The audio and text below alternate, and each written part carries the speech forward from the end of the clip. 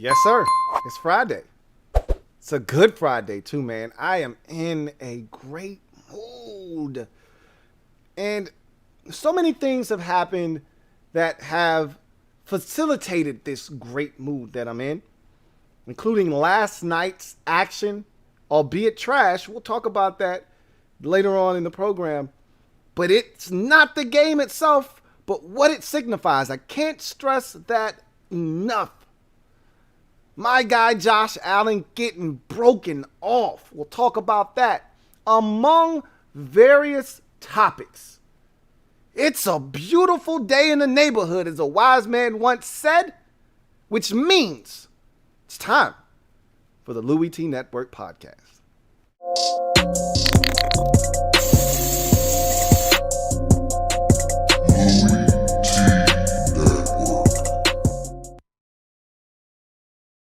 Who else could it be? Me, your man, Louie T. Welcome to the 186th installment of the LouieTeeNetwork podcast. I, of course, am your set man, Louie T. Thank you for joining me. Last night felt good because we got football. We're going to talk about that a little bit later in the show. We're going to get back to something we haven't done in over 6 months. Thursday night leftovers. We're going to go to the fridge, guys. We're going to pull out that Chinese food that you weren't sure if you were going to eat 2 days ago. We're going to put it in the microwave, and we're going to destroy it. Thursday night leftovers. Ugh. But before we get to Thursday night leftovers or we get to anything else football related, how the hell are you guys doing on this Friday afternoon? I gotta know. Because I'm doing splendid. Probably because I can see my weekend right in front of me and it's looking lovely. And again, I'm not doing anything. I've been on the run. Let me tell you guys this. And I've already had the conversation with you guys about my trip. And there are other stories that I could tell you. I told you guys a story last podcast. And there's so many more that I could tell from the trip. But just know this. I've been on the go almost every weekend since Father's Day almost. When was Father's Day? Like mid-June? Every weekend we're doing something. We're going to my mom and dad's, or we're doing this, or we're going here, or we're going there. We're going out of town. We're doing this. Finally, I just want to sit on my damn couch. You know what's crazy? This time last year, I was bitching and complaining about sitting on my couch. I was sitting on my couch way too much. I wanted to get out and I wanted to do stuff. Now this year, I'm like, damn, I just want to sit on the fat, as a wise woman would always say to me, stop sitting on the fat part of your ass. I just want to sit on the fat part of my ass and watch some good old-fashioned TV programming. That is it. With a nice ice-cold beverage in my hand. That is it. I'm going to do that this weekend. I've had offers to do things this weekend. I am not interested. I just want to relax. And I did some of that on the vacation, but vacations, when you take kids with you, aren't actually vacations. Anybody that has kids knows that. You're not truly on vacation. You're working. You're just working for someone you love. You're working for your kids. But you're still working. It's not actually a real vacation. So even though I actually went on vacation, I didn't actually have a vacation. I drove 16 hours in a vehicle. That is not a vacation. I'm not complaining. I had a great time. I spent time with the ones I love the most. I'm not complaining. I'm just telling you, this weekend is going to be epic. And it's going to be epic because I'm not doing shit. And you know what? I laugh and I joke about this all the time because, you know, in my community, in my small little group, we always talk about getting old. And one of the things I always joke them about, because I'm a night owl, so, you know, I can go toe to toe, blow for blow with anybody that wants to hang tough. You know, 4, 5, 6 in the morning, I'm there. One of the marks of getting old is it's getting late early. Okay. The oldie but goodies are turning in at 8, 8:30, 9 o'clock. They got to go. They're getting tired. They're getting grumpy. The fact that I don't want to do anything this weekend, I just want to sit down and relax, really reeks of, man, you're getting old. You know what? That may be the case, but that's not why I want to sit down this weekend. I just want to sit down because I want to sit down. Is that too much to ask? I don't think so. Anyway, I digress. Let's get to the proceedings this evening. I hope you have had a great Friday. I am having an excellent Friday, and it's going to get even better. Hopefully, you can say the same. And I really do appreciate you joining me here on the LouieTeeNetwork podcast. Can't stress that enough. And let me just say this too. If you're out there and you're watching, do me a huge solid. Hit the like button. I really do appreciate you. With that said, you know what time it is. Let me drop this gem on your melon. Open your mind, let your conscience be free. You're now rolling with your man, Louie T-double-E. Let me open you up. Get you thinking a little bit. So, my guy Josh Allen. Ching-ching. Money, money, money, money. Money. Money, money, money, money. Money. My guy Josh Allen is going straight to the bank. I'm rich, biatch. First quarterback of the 2018 NFL draft class of QBs that has Lamar Jackson, Baker Mayfield. Don't want to throw Sam Darnold in there, but obviously he's in there. Josh Rosen also was taken in the first round that year, but we're not going to talk about him, obviously. We talked about this on the podcast already. Of the big three quarterbacks from that draft class, Allen, I'm about to say Mahomes, Allen, Mayfield, and Jackson, who was going to get their deal done first? I said if I were the Cleveland Browns, I would get out in front of that train and get Baker's deal done first because of the three, to me, he's the lesser of the three quarterbacks. So what you don't want to do is get into a pissing match with his agent over the money that the other quarterbacks from that draft class are going to get. Because he shouldn't be getting anywhere close to the money that Jackson, who's won a league MVP already, and Allen, who just took his team to the conference championship a season ago and has taken a Bills franchise that at one point hadn't been since the turn of the millennium. We were talking about them partying like it's 1999. He's taken them to the playoffs 2 consecutive years in a row and made one of the most meteoric rises to stardom at the quarterback position we've ever seen in this league. There were people that were questioning whether the Bills should be preparing themselves to move on from Josh Allen despite this man taking them to the postseason the year before. You should have seen some of the articles. Is it time to pull the plug on Josh Allen? I read the shits. You know that was my guy coming out of Wyoming back in 18. I tried to tell everyone, oh, he's not accurate. I said, okay, we're going to find out. I know what these eyes saw. Well, it all came to a head last season. The guy blew up like dynamite. Now here we are with him getting a 6-year, $258 million extension. Woo! Good gosh almighty. $150 million of it guaranteed. Smells like money. Most guaranteed money in NFL history. Whew. Mama, that boy done made it. So, the Bills and GM Brandon Beane, who's one of my favorites, got out in front of this thing before the rest of these GMs who just dropped the ball. Nothing worse than realizing, shit, I waited too late. They should have gotten their deal done because you know how this goes. It's a dick measuring contest. We know how this goes. The agent of the next guy is going to say, did you see what this guy just got? My guy's better than him. You think Lamar Jackson's agent, or wait a minute, he doesn't have an agent. Oh, that's right. Lamar's going to orchestrate this deal. I'm really fascinated to see what he does. But you think Lamar's not going to march right into their office and say, hey, does this guy have a league MVP? Because I do. Now they're going to say, did you take us to the AFC Championship? Because he did. But that's nor here nor there.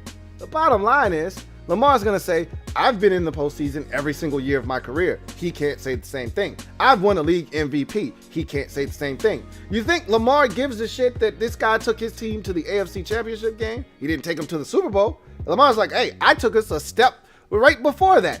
I need my money, and I need it now. And oh, by the way, I needed to be more than his. What Brandon Beane effectively did was he set the floor for the next guys that are to come. When you look at these deals, the first thing everyone's, oh my God, it's a lot of money. They overpaid, yada, yada, yada. You know, we always do that. Unless you're Patrick Mahomes, no amount of money is too much for Patrick Mahomes, you know. But anybody else, oh my God, they overpaid. This is the thing.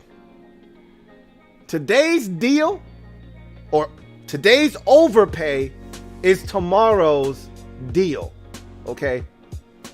Let that sink in. Let me repeat that again to make it make sense for you. Today's overpay, or what you perceive to be an overpay, is tomorrow's discount, tomorrow's deal.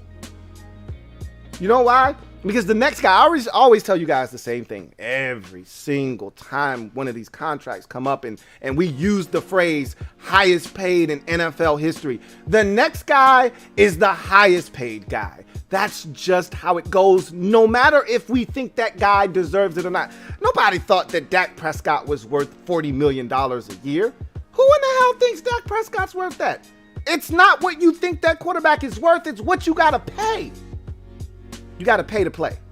It's not what you think the guy should get. It's not about fair, okay? None of this shit is fair. What these teams do to players isn't fair. Oh, I don't really like the way you're performing right now. I'm going to cut your ass even though you got 3 years left on your contract. That's not fair. Life isn't fair, okay? So you think these players are going to say, well, I should be fair to the team. We want to win a Super Bowl. I should take less. No, I'll set my contract up so that you can afford to pay other guys, but you're going to pay me my money. And that's what Josh Allen said. I don't mind setting my contract up so that you can work around it and make sure that you can re-sign guys that need to be here to help us win, but I'm going to get mine. Trust me, I'm going to get mine. And he got his in a major way. So let's recap this deal, okay? 6 years, $258 million extension, okay? 150 of it guaranteed.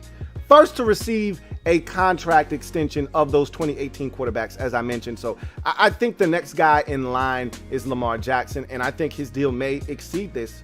Maybe not in excess, because we're going to get to why I think that may be the case. But in terms of percentage of guaranteed money, I think it may exceed what Josh Allen just did here. But first to receive that extension, I thought that was important, because if you're a GM out there, what you don't want to do is go chasing someone else's contract, because that's what agents do. They pit other contracts against the contract that they're trying to get, because they want to be able to have the title of highest paid fill in the blank, linebacker, quarterback, receiver, tight end. They want to have that distinction. My client is the highest paid at this position in the league. And in order to do that, you look at the guy that's getting paid the highest amount, and then you try to figure out a way to coax the organization that your guy belongs above that guy. And when you look at Lamar Jackson, his credentials state that he should be paid just as much, if not more, than Josh Allen. Baker Mayfield can't lay claim to that, but you don't think for 1 second his agent isn't going to try and make a case that Baker Mayfield should be getting paid. And that's what you didn't want to get. Now, I said this when we were talking about Baker Mayfield. I said, I understand the Browns not being hasty to give him a deal, because you had good Baker in his rookie season, you had not so good Baker in year 2, and then you had really good Baker in year 3. What are we getting in year 4? They don't know. They want to just make sure that last year wasn't an illusion, and that, you know, year 2 Baker that was terrible isn't going to creep back into the picture. Once they can figure that out, then I think they'll be a little bit more aggressive in trying to lock Baker Mayfield up. As for the Ravens, in their mind, they're saying, can we really win big with Lamar Jackson? I think they've already kind of said we're building around Lamar Jackson. I think it's too late to kind of reverse course there. You've built your team around his skill set. You got to press forward with him. You got to go ahead and pay this guy, and I think they ultimately will. But if I were the Ravens, I would have tried to be first, because now the Bills have effectively set the floor, and now you got to beat it. And again, with Lamar not having an agent, we'll see if he is shrewd enough to force the Ravens' hand to get the kind of money that an agent may have been able to get for him. We'll see. I won't put anything past Lamar Jackson. I think he's a lot smarter than people think. That said, second highest average per year salary behind Mahomes at $43 million per year for Josh Allen with this deal. So big money for Josh Allen. Big money. Highest amount of guaranteed money in NFL history. Already stated that. Mahomes had the previous watermark at 141. And so, or high mark, excuse me, at 141. So Allen kind of blew that out of the water by a full $9 million, almost $10 million of extra guaranteed money for Josh Allen. That is exceptional for him. And then here's the interesting thing, and this is why I love Brandon Beane. This is what the Dallas Cowboys effectively failed to do with Dak Prescott. This was the hang-up with the Cowboys and Dak Prescott. Prescott wanted a 4-year deal. The Cowboys wanted a longer deal, a 6. They really wanted 6, but they were willing to settle for a 5. Dak was like, nope, I want 4 because I want to be able to have another bite at the apple. So the Bills get Allen on a 6-year deal. The only thing better than that is the Chiefs getting Mahomes on a 10-year deal. Like, it's rare to see guys sign 6-year extensions at the quarterback position anymore because these guys are smart.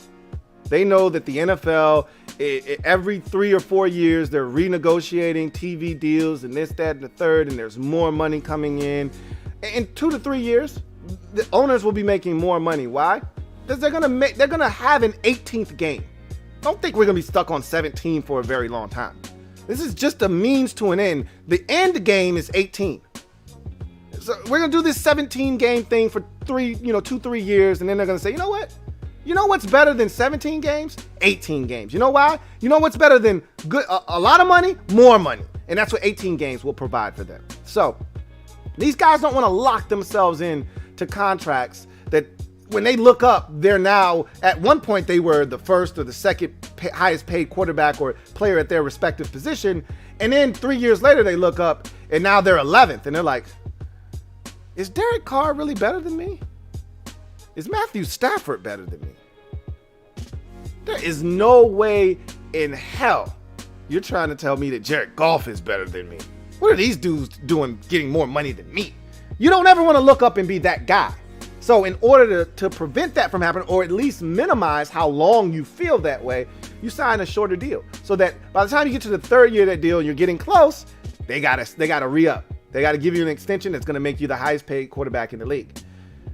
Josh Allen's like, I'm good. Don't worry about all that. 6-year deal. Brandon Beane got it done. 6 years. They don't have to worry about this thing for another 5 years. Then they'll be able to renegotiate down the road, give him another extension if he is what we think he's going to be moving forward.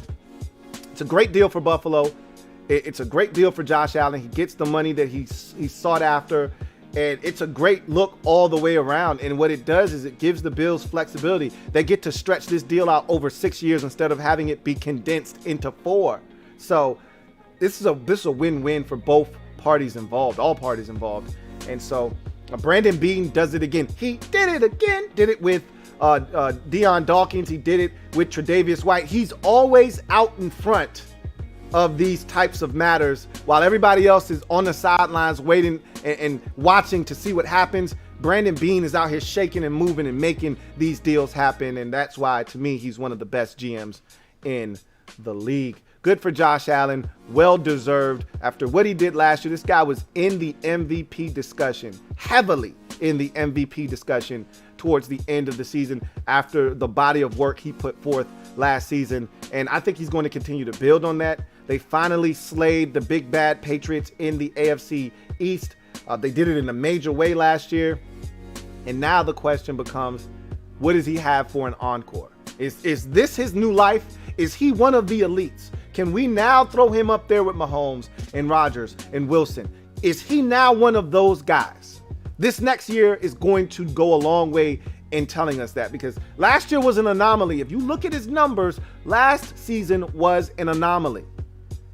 If he wants to prove once and for all that this is legit, that was no mirage that you saw last year, this is who I am moving forward, he needs to put forth another one of those seasons. And I don't see how he doesn't do that with the weapons they've put around him and the offensive line they've built in front of him.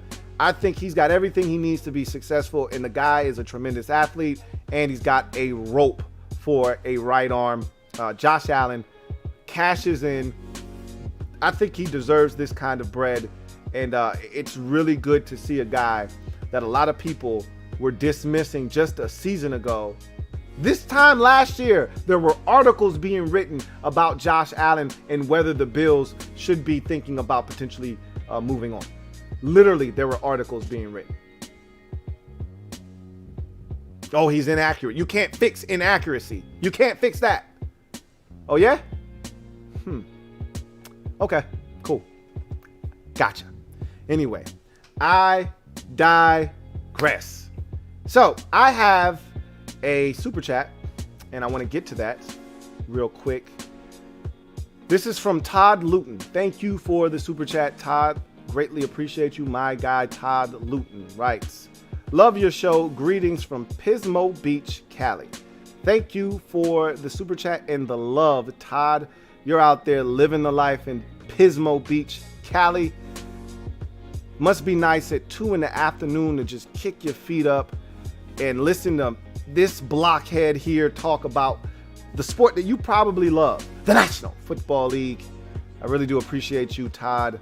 Thank you. You sound like you're enjoying your Friday just as much as I'm enjoying mine. And man, is that a beautiful thing.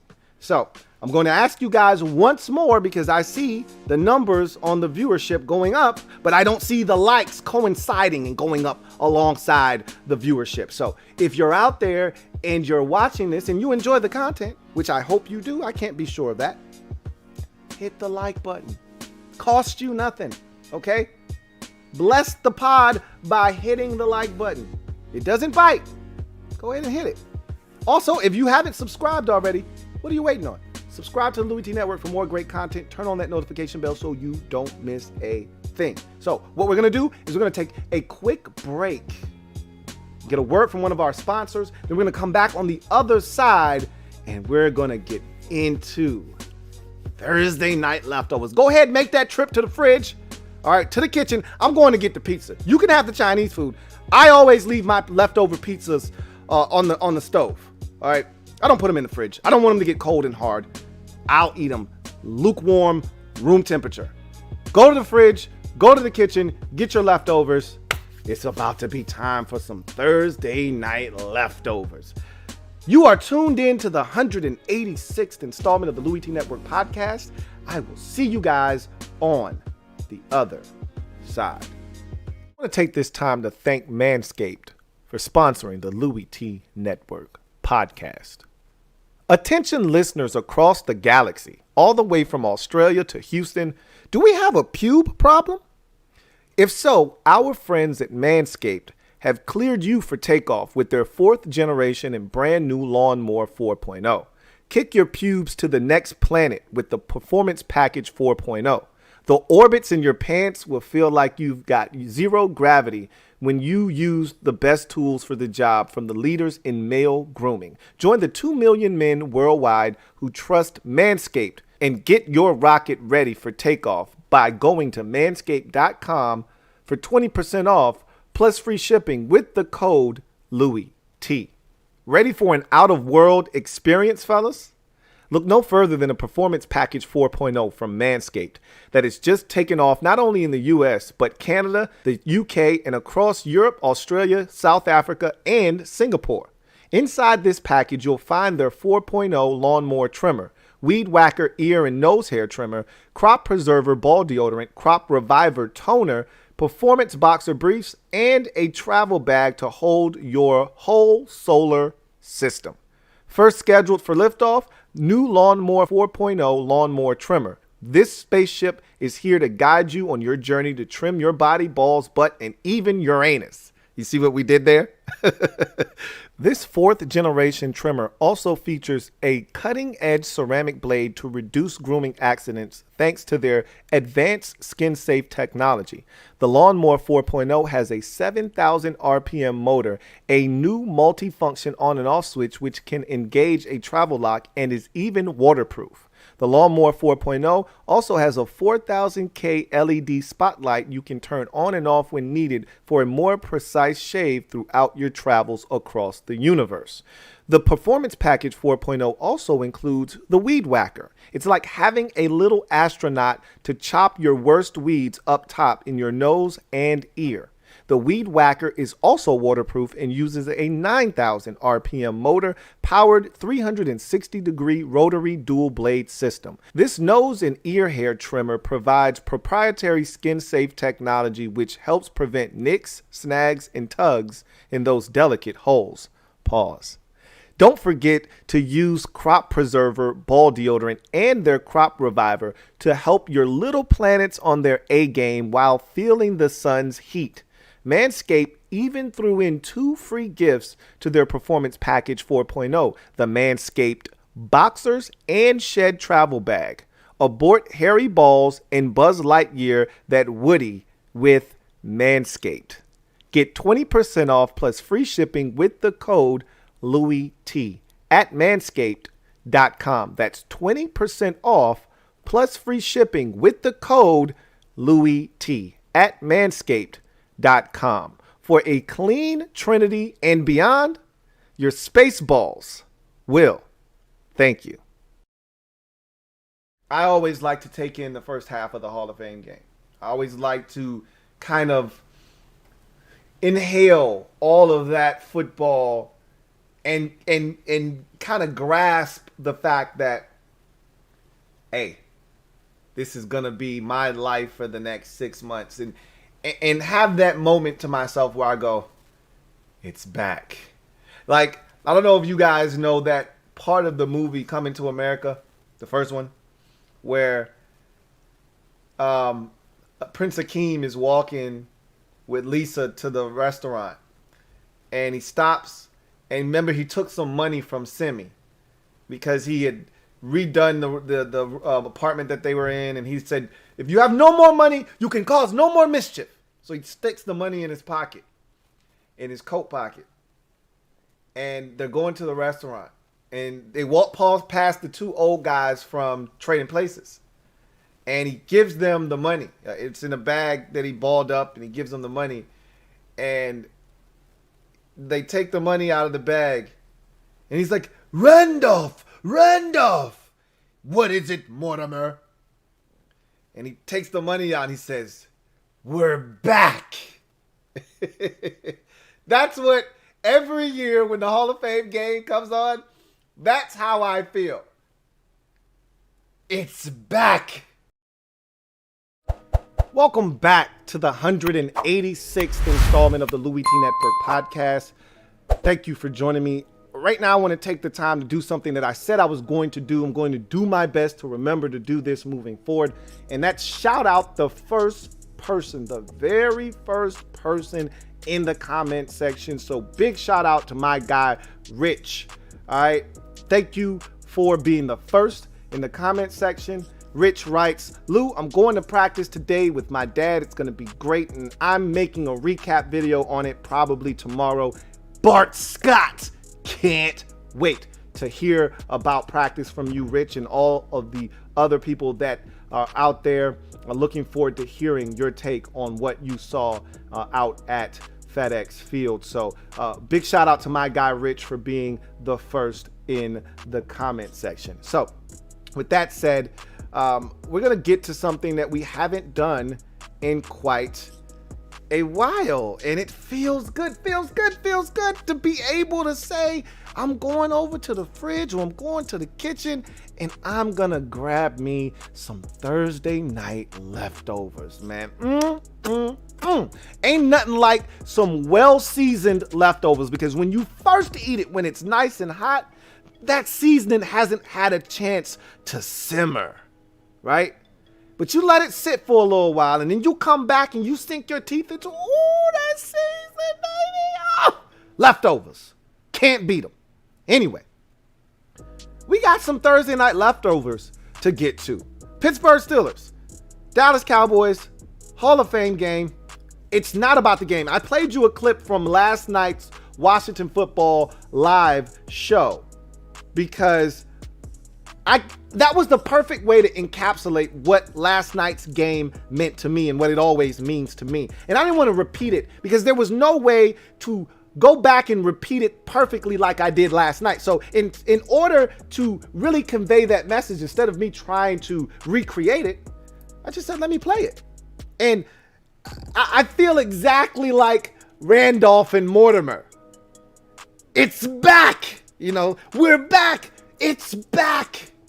Football is back, and that's what the Hall of Fame game means every year. And we didn't have the Hall of Fame. I told you this year, football means a little bit more to me because of last year, the threat of it not being there. And it was only brief. It was a fleeting thought. The NFL never really gave real credence to the notion of, hey, we not playing this year.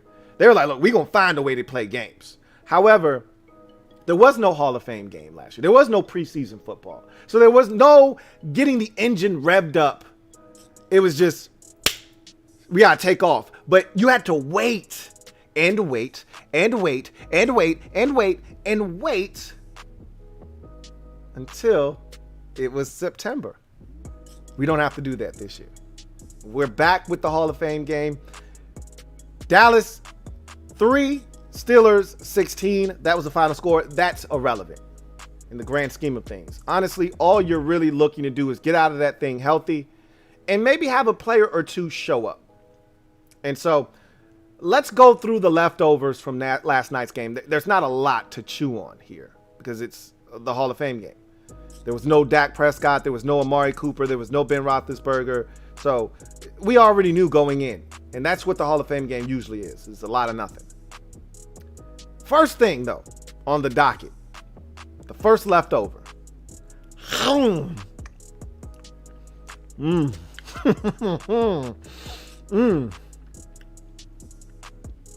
Let me get this out my teeth real quick.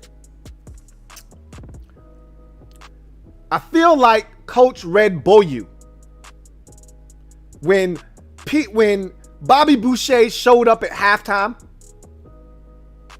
and he looked across the sidelines and he saw Bobby Boucher and he heard the roar of the crowd and he said, shit, showed up. I watched the game last night and I saw Micah Parsons in that number 11 jersey flying around the field and I said, shit, he's as good as advertised. He's gonna be a bad son of a bitch. My goodness, he was flying around last night. He's as fast as he was advertised to be. He was flying around to the football. He recovered a fumble. I mean, he didn't do much but be in the right spot, but my goodness, Micah Parsons is as advertised. This guy's gonna be really good for a really long time. Okay, so that was the first thing that jumped out. I'm watching the game. I'm like, he's running at a different speed than everybody else. I'll give you a great example. They throw a wide receiver screen to Deontay Johnson. Now, Deontay Johnson's not a 4-3 burner by any stretch of the imagination, but he's fast enough. Okay, he catches the screen. He stumbles a little bit. Didn't catch it as clean as he would have liked to, but he's got blockers out in front. He's got a head of steam now, and he's going up the field. And Micah Parsons tracks his ass down and tosses him on the ground. Slams him violently down on his knee. Got up a little slow. And I'm thinking to myself, that's a linebacker right there, man. It reminds me of Chase Young, Montez Sweat. They do that routinely. That's how you know when a dude is different. That guy's different. When you see him stop, retrace his steps, and then go hawk a guy down that's supposed to be faster than him, you go, okay, yeah, he's different. I said that about Michael Parsons on several occasions. He's different. But that was the one that it stuck out to me, and I said, okay, shit, he's as good as advertised. Next leftover. Both teams better pray that their starters stay upright the entire season. The level of backup quarterbacking between the two teams was atrocious. It was Medusa. Hard to watch. Okay? Whether you're talking Steelers with Mason Rudolph and Dwayne Haskins, or you're talking Cowboys with Ben DiNucci and Garrett Gilbert. It was ugly. The only thing worse than the quarterback play were the two field goal kickers in the game last night. So I'm just saying.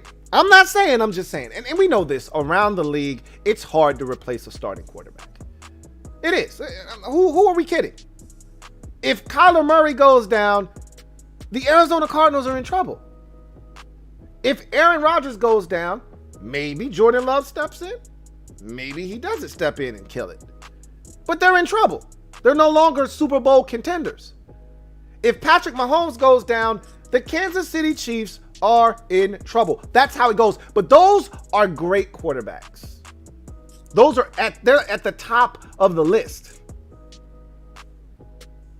Dak Prescott is really good. Maybe top 10. Ben Roethlisberger, still really good. Probably still in the top 10. Maybe on the outside of the top 10. They're both right there. If they're not top 10, they're right there on the outskirts. Shouldn't be that hard, and it shouldn't be that long of a fall from your starter to your backup. If you've got a Mahomes, a Rodgers, a Wilson, yeah, that guy goes down, you're up shit creek. But if you got a Dak, you should be able to do what they did last year and have an Andy Dalton behind him. The Steelers for too long have tried to put a Band-Aid on this thing. They've whiffed on quarterback after quarterback after quarterback after quarterback.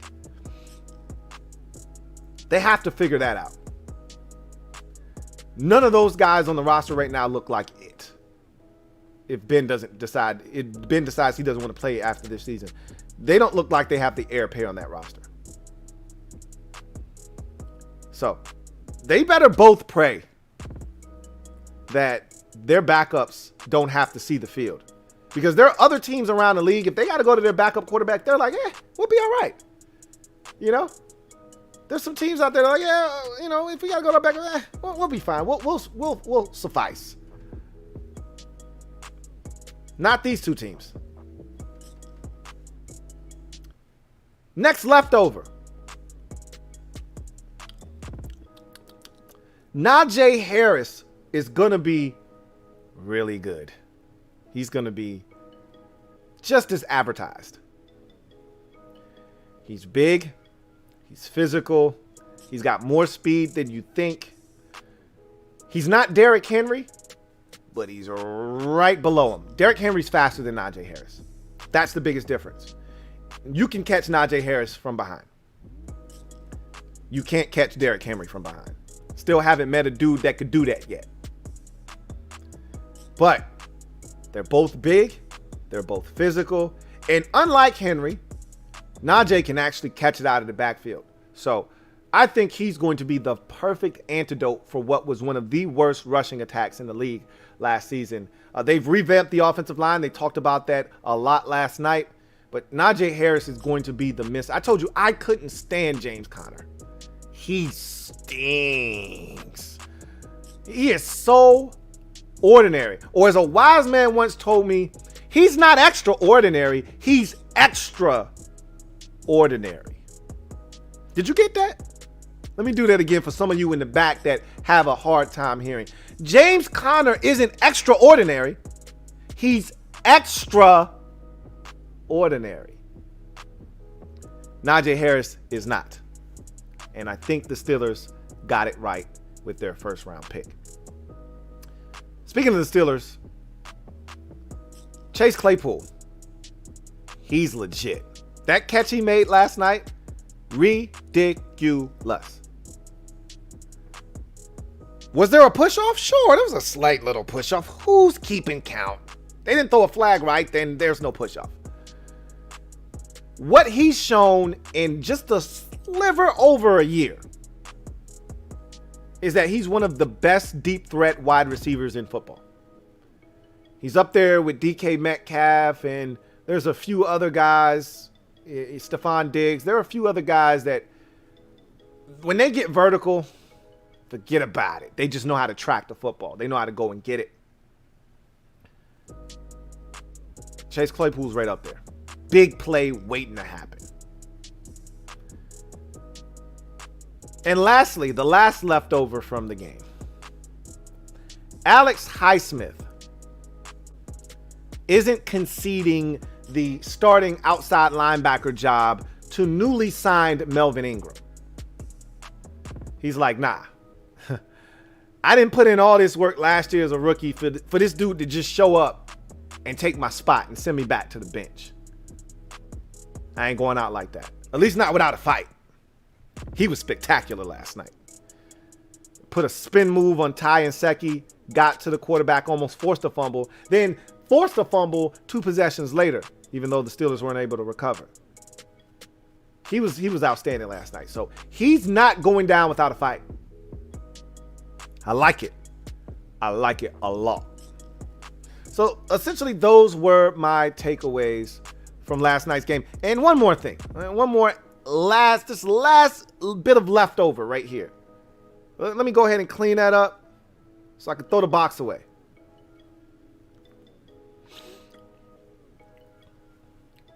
It was so weird seeing guys that were non-kickers and quarterbacks running around and receivers running around in numbers in the teens and single digits. Did you peep game on that?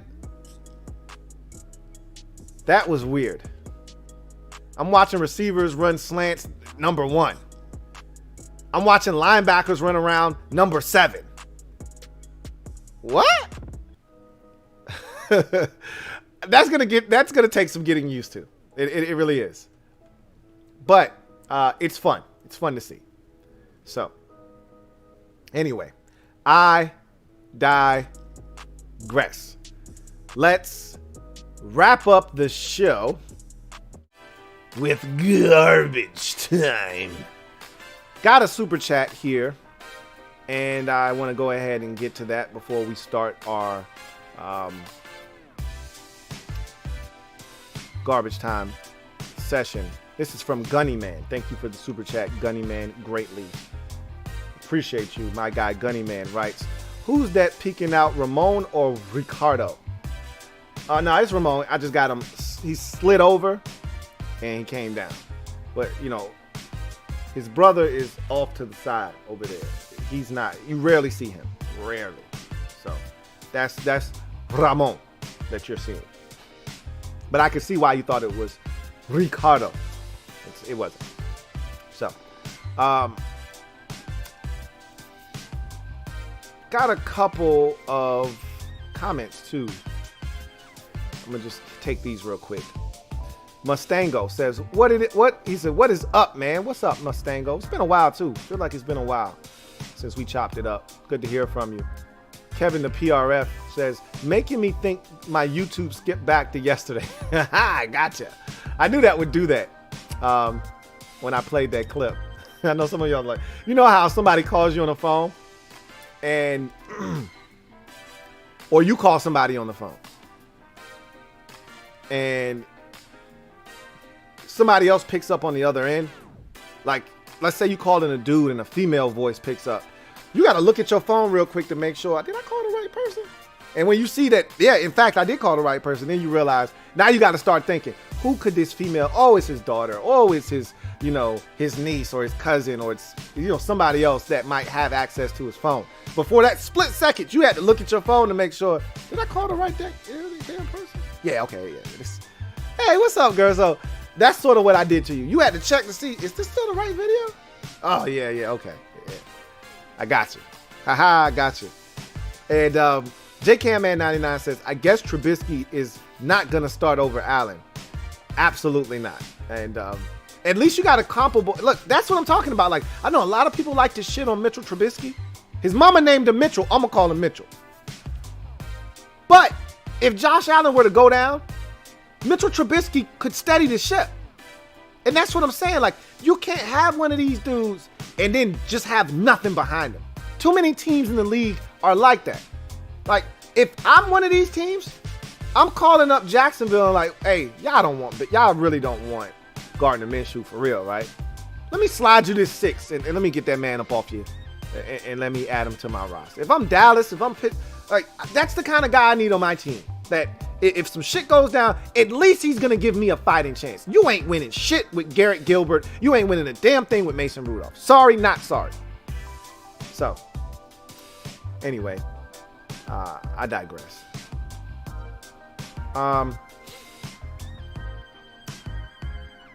talked about this on the last show.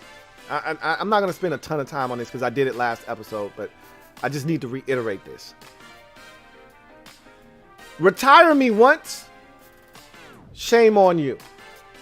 Retire me twice, shame on me. Retire me 3 times, we got problems. Okay. The Giants just had a 3rd player retire in less than a week. I don't want to hear about coincidences. I don't care that this player released a statement via his agent that said, oh, the Giants were nothing but great. This has nothing to do with their organization. I don't want to hear it. This is no coincidence that 3 veterans signed with the Giants and immediately upon signing with the Giants realize this is not what I want to do. As a matter of fact, I'm done. Because what this says, I'm going to tell you right now, those 3 guys, out of those 3 players, one of them may retire if they go to a place in an environment where work is fun. Maybe one of them was already on the fence and he gets to camp and it's hot and he realizes, I don't feel like doing this shit again. I'm done. I don't have it in me. Maybe one out of the 3 does that. If it's a fun work environment. But 3 guys that are on the fence teetering whether to keep playing or not get to a location and they all decide, you know what? Nah, this ain't for me no more. I'm done. You can't tell me that something isn't going on in New York. I don't want to hear that, oh, they were a first-rate organization. This has nothing to do with the coaching staff or Joe Judge or any of that. I just didn't feel like playing anymore. I don't believe it. We don't see this happen every year. And as a matter of fact, this never happens. Generally, if a guy doesn't want to play, they just don't show up to training camp. Every year, when you get the list of guys that, you know, are on various lists, this year we got the COVID list added to the discussion. You know, you got the PUP list. You know, you got the NFI list, you know, non-football injury, or in this case this year, non-football illness. Got all these various lists. There's one list in particular, did not report. Those are the guys that are retiring without actually telling you they're retiring. They just didn't show up. I'm done. These were free agents. These weren't guys that were already on the team and they showed up. And no, these were guys that they made the conscious decision. I'm going to sign with another team because I want to keep playing football. If they didn't want to play, just don't sign with the team. They made a conscious decision. I still want to continue my football career. They get to New York and they say, I don't want to play anymore. Not 1, not 2, now 3 players. What this says to me is Joe isn't just the judge, he's the jury and the executioner. He's ruling with an iron fist. I've always been told, wise men in my life have always told me it's much easier to come in with an iron fist, boom, and slam it down, than to come in soft as drugstore cotton. And then when it calls for it, try to get tough and swell up and puff up your chest. You know what they looking at you saying? Man, if you don't get your soft ass out my face, you ain't built like that. Who you think you talking to? But when you come in with an iron fist, boom, and then you ease up, you let them know, I ain't for games. This ain't the one. I'm not the one. And then you start to show them your softer side after you've ingrained in them, I ain't for your shit. There's the door. That's what Joe Judge is doing in New York. But you can cross a line sometimes. You can cross a line. There is a line there. It's imaginary, but there is a line there. You can cross it. Where guys stop having fun, and what it's supposed to be a game, even though they get paid to do it, it's supposed to be fun. Sports are supposed to be fun. That's when it's best. Now, the Patriots will tell you, shit was never fun in New England. But you know what is fun? Winning is fun. And that's why Belichick could get away with the Patriot way. I've said this enough, so I don't want to keep harping on this. But I had to bring this back around once more because we had a third player retire. One, you're like, hey, it happens. Guy doesn't want to play anymore. Two, you're like, something fishy's going on. Three, you're like, okay, there's a problem in New York right now. And don't tell me that fight on the field isn't a little bit of a boil over from maybe the coaching staff, or maybe, a little bit of animosity being built up, maybe guys being on eggshells in that building, and then somebody says some shit to you and you just snap. It's hot outside. You got coaches breathing down your neck. It's a very tense environment inside the building. Scared to make a mistake. And then somebody's talking shit on the field, in addition to it being hot. Oh, okay. You want your ass beat. Not now, right now. Let's go. I don't like where this, and I told you I like Joe Judge. I don't like where this is heading. And maybe, just maybe, he's en route to winning. Because if you win, all of this shit goes away. This whole conversation we're having is mute. If he wins. If he doesn't, that's when you're going to start hearing players speak out. Like in Detroit with Matt Patricia. You're going to give him a chance. That's what you do. At first, you give a guy a chance. Even though you don't like what he's doing and how he's going about business, you give it a chance. Because he was hired because the last guy wasn't very good. That's why you can't say shit when a new coach comes in and he changes things up. You're like, well, we didn't used to do it this way. Well, the way you used to do it resulted in 3-13. So if you want to keep doing it that way, there's the door. Because I'm not here for 3-13. So don't talk to me about what you used to do, because what you used to do is the reason I'm here. However, if you're telling me that, but then I look up and we're 5-11, now I'm saying, so you telling me we doing all this extra shit. We out here busting our ass at practice with pads on, killing each other. And we still only winning 5 games? 6 games? You sure this is how the good teams do it? Are you sure? Because I don't see the results. Help me. Help me. So, he's going down a slippery slope, I think. When you got coaches running laps and shit, it can't be comfortable for them either. You can't disrespect the guys that are supposed to be keeping the players in line. You can't You can't emasculate them like that. Yeah, their players effed up. You get on the coaches behind closed doors. You shut the door and then you ream them. You say, look, we can't have these boys doing this shit. You kill the players in front of the coaches, in front of everybody. You kill the players. Dead, I tell you. Then when they carry their ass home, you get the coaches behind closed doors and then you tear them a new asshole. Like, that shit can't happen. Control your positional groups. You don't do that shit in front of the team. You don't embarrass the coaches like that. You don't make them run laps. Is you crazy? I'll say this one more time. Joe Judge is going down a slippery slope. He better win this year.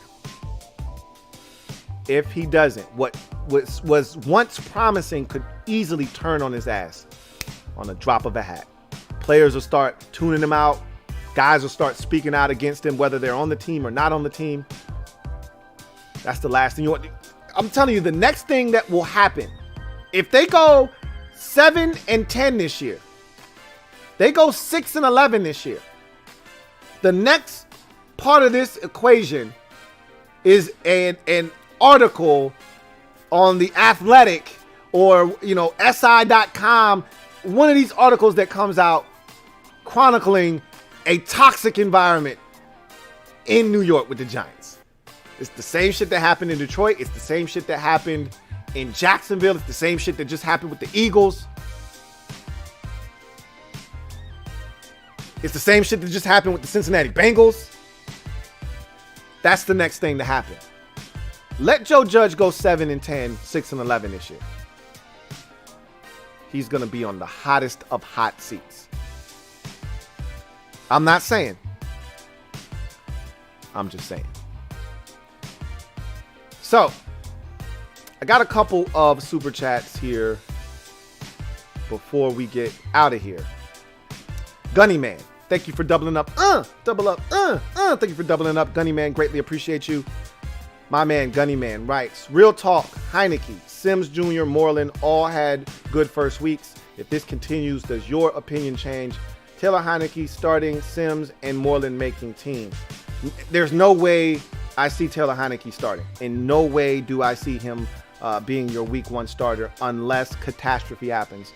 Barring that, I don't give a damn how well he plays. Fitzpatrick isn't going to play bad enough to make them think that the best thing they can do is put in number 4. So, no, I don't see that happening. As for Moreland and Sims Jr., I think they have realistic shots of making the football team. Both of them do. Moreland more so than Sims Jr., but I could see a situation where they both make the team. But Sims has played well. He's going to have that carry over into these preseason games, however. A lot of drops last year, a lot of mistakes last year. He's going to have to instill that confidence in the coaching staff that last year was last year. Wipe that from the memory bank. I'm a new man. I'm back to 2019. I'm ready to go out here and get it. He's going to have to show them that. Remember, that's how he made the team in the first place. He was undrafted out of Kansas in 2019, and he balled in the preseason, and that's how he made the football team. He's going to have to go back to that 2019 form of an undrafted guy fighting and scratching and clawing, trying to make an NFL roster. If he comes with that mentality and plays that way in the preseason, he'll have a shot. But if he doesn't, he will not make this football team. I think Jimmy Moreland is going to probably make this team, but we will see. Captain Spartan 04, my guy, Captain Spartan, thank you for the super chat, who writes, forgot to talk about Presley Harvin being a stud. Yeah, he had some good kicks. It's hard for me to talk about punters, however. I'm going to continue to watch him because they spent a pick on this kid, and I told you I shared a laugh at his expense because he actually identified Marquette King as his idol, as a guy he looked up to, that he wanted to be like. I've never heard that in my life, but he's a punter, so it makes sense. So yeah, Presley Harvin was definitely good last night, to the point where people were actually talking about him on socials last night, which is rare for a punter. So he was good, but that wasn't my leftover. That was your leftover. That wasn't my leftover. So, but it does bear mentioning, as you stated. Kevin the PRF, thank you for the super chat. Greatly appreciate you, my guy. Kevin the PRF writes, Galloway calling his agent. I told you to get me out of Detroit. I did. No, you didn't. It's not Galloway. It's Galladay. Okay? Kenny Galladay. And yes, that's exactly. That's a good one. That is a really good one, Kevin the PRF. That's a really good one. Kenny Galladay telling his agent, I told you to get me out of Detroit. He said, I did. What are you talking about? No, you did not. It's the same exact spot.